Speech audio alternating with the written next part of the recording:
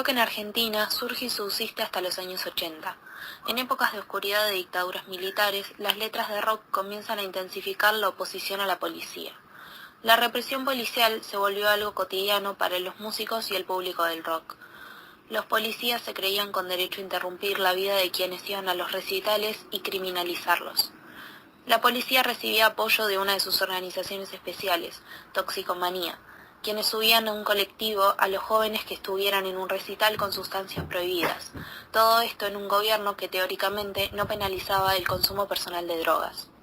Las fuerzas policiales habían cambiado de enemigo, de los subversivos a los rockeros revulsivos y su público. Ya en 1983, los nuevos tiempos democráticos implicaron la continuación de algunas prácticas policiales para el control social.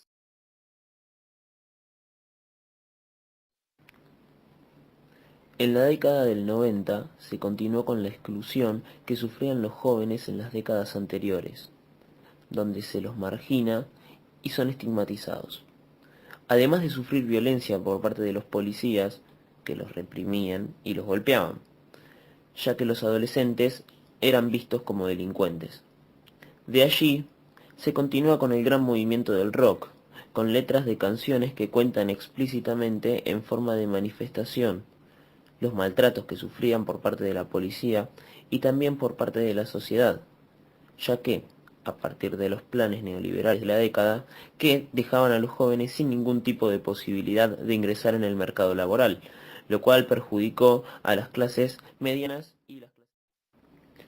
A partir de todos los prejuicios que sufrían los jóvenes, solo les quedaba refugiarse en lo suyo, en la identificación colectiva, que es el estado de conciencia compartido de unos individuos que reconocen y expresan su pertenencia a una categoría de personas y cosas, una comunidad que los acoge.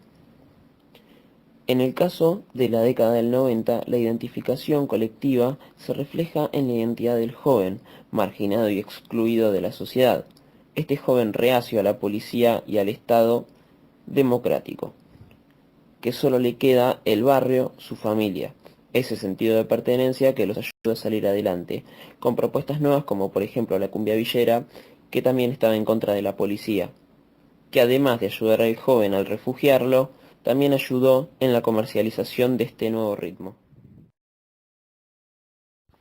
Caso Walter Bulacio. En abril de 1991, en una comisaría en Belgrano, apaleaban a un chico que luego muere a raíz de los golpes.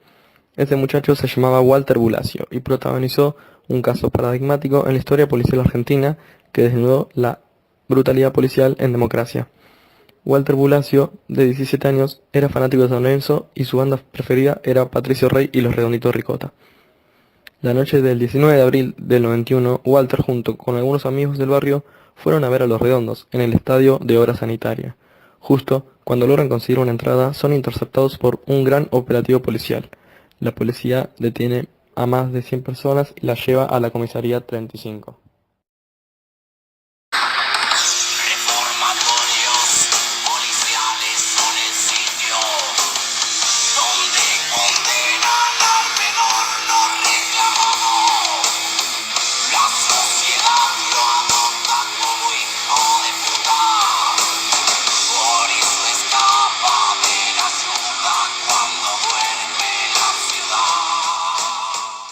El comisario Miguel Ángel Espósito, furioso por el caos, toma el bastón policial de uno de los subalternos y se desquita con el primero de los jóvenes al paso.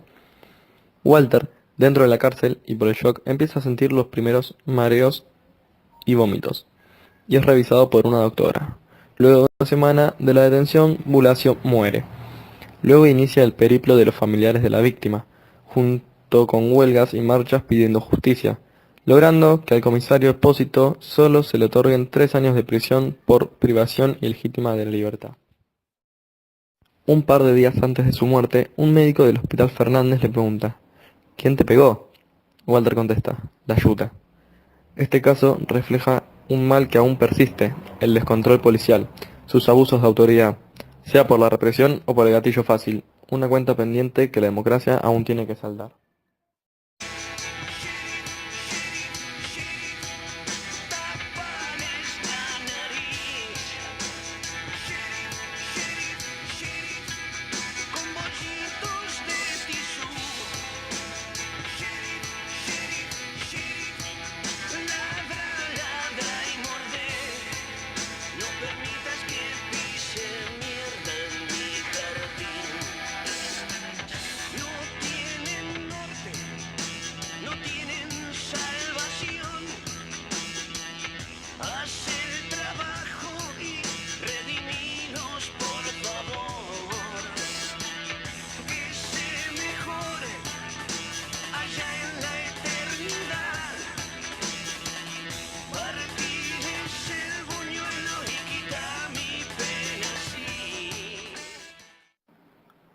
La organización Correpi se constituyó en mayo de 1992, con la confluencia de militares del campo popular, entre ellos algunos abogados y familiares de víctimas de represión policial.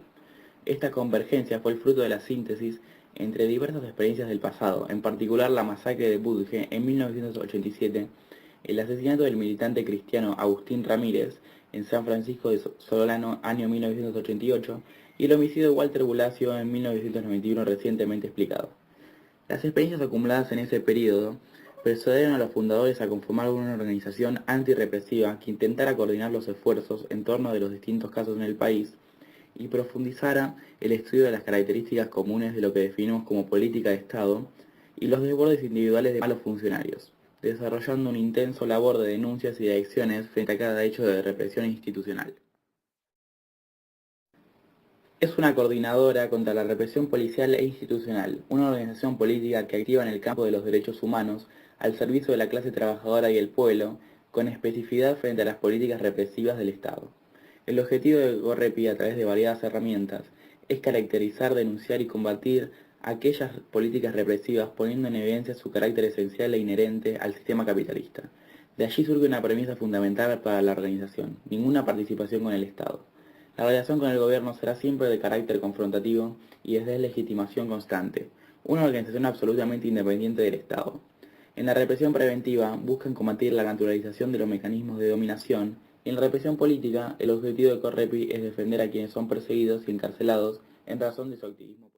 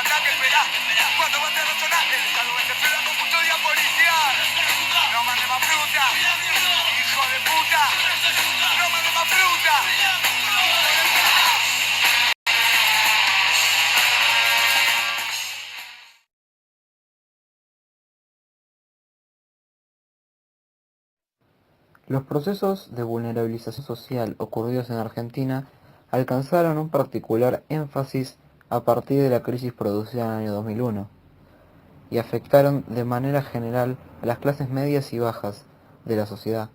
Dichos procesos están conformados por un conjunto de estrategias biopolíticas que incluyen, junto a la precarización económico-laboral, la desafiliación y la crisis de los procesos identificatorios, la producción de complejos procesos subjetivos que afectaron de manera específica a los y las jóvenes, en aquellos pertenecientes a sectores sociales de pocos recursos, el no tener inserción en el mercado laboral y con la casi nula posibilidad de lograrla, con pocas o lábiles pertenencias institucionales, produjeron específicas fragilidades sociales y subjetivas. La imposibilidad de imaginar proyectos de futuro, de investir sus prácticas cotidianas de sentido de progreso, el desfondamiento de sentido social de proyectos emancipadores, el quiebre de los procesos identificatorios con el que pasado de luchas populares produce, particularmente en muchos jóvenes, formas existenciales prácticas de vida de un presente sin brújula. Despojados de la posibilidad de animar esperanzas colectivas, la apatía suele despotencializar su accionar cotidiano. Se compone así modos de subjetivaciones en virtud de los cuales se dejan estar en un presente que no se afirma en anclajes en el pasado ni en proyectos de futuro que pudieran operar como sentido organizador de prácticas, significaciones y pasiones. Si bien esto es así en términos generales, también puede decirse que junto a los procesos puestos en marcha por la estrategia biopolíticas de vulnerabilización, pueden identificarse prácticas colectivas que, en determinadas condiciones, ciertos jóvenes pueden implementar, logrando potenciar sus proyectos. Cuando esto es posible, se constata que, pese a las adversidades que atraviesan, pueden investir proyectos colectivos con algunos rasgos de autogestión y generalmente insertos en redes comunitarias. Buen día.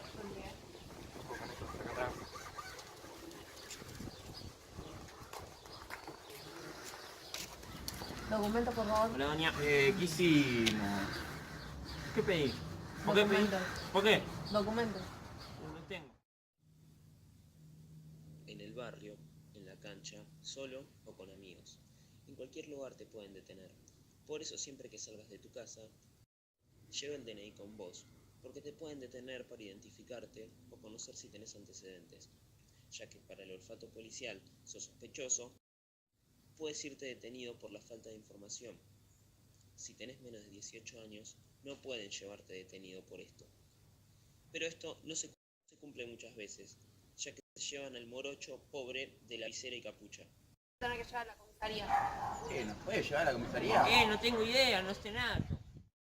Nosotros te vamos a ayudar a evitar pasar uno de estos malos momentos en la calle.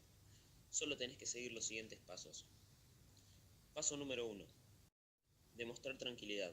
No mostrar miedo, pero tampoco insultar ni faltar al respeto al policía, ya que su poder en estas situaciones crece y las armas y los bastones los tienen ellos. Paso número 2. Escuchar todo lo que dicen y hacen los policías. Habla con firmeza y con frases completas, ya que los policías tratan mejor a las personas que conocen sus derechos. Hablando de derechos, tenemos que tener en cuenta que poseemos una llamada de un familiar o un abogado por derecho. Paso número 3. Solo nos puede revisar un médico matriculado. Paso número 4. Tenés derecho a saber por qué te detienen. Paso número 5. En caso de que seas menor y igualmente te detienen para averiguar tu identidad, recordá que no pueden esposarte, no deben encerrarte en un calabozo con mayores de edad, no pueden sacarte el cinturón ni los cordones y tampoco pueden hacerte tocar el pianito. Paso número 6. Tampoco pueden detenerte por más de 10 horas si tus antecedentes no llegan a la comisaría para investigarte. Si estás afuera y te sucede esto con un familiar, amigo o conocido, lo primero que tenés que hacer es llamar o ir a la comisaría y preguntar por el jefe u oficial de servicio sobre el individuo arrestado. Para finalizar, tenemos que recordar que muchas voces firmes en contra de la detención ilegal a personas genera un impacto mucho más grande que una voz sin conocer sus derechos.